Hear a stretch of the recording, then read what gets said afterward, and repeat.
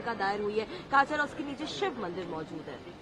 800 साल से दरगाह शरीफ है वहां पर, और 800 साल में अलाउद्दीन खिलजी से लेकर उसके बाद आप अमीर खुसरो की किताब है, उसमें इस दरगाह के बारे में लिखा गया।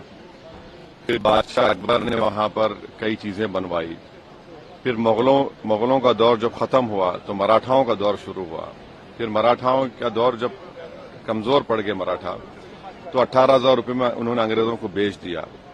उस वक्त भी कई, जैसे जयपुर का रॉयल फैमिली है, उन्होंने 40,000 का सिल्वर पेश किया दरगाह के लिए, खिदमत की दरगाह की। देश के हर प्रधानमंत्री उर्स के दौरान वहां पर चादर बिछाते हैं। हमारे पड़ोस में जो 2 ममालिक हैं, कंट्रीज हैं, उनका ऑफिशियली डेलीगेशन वहां पर जाता है।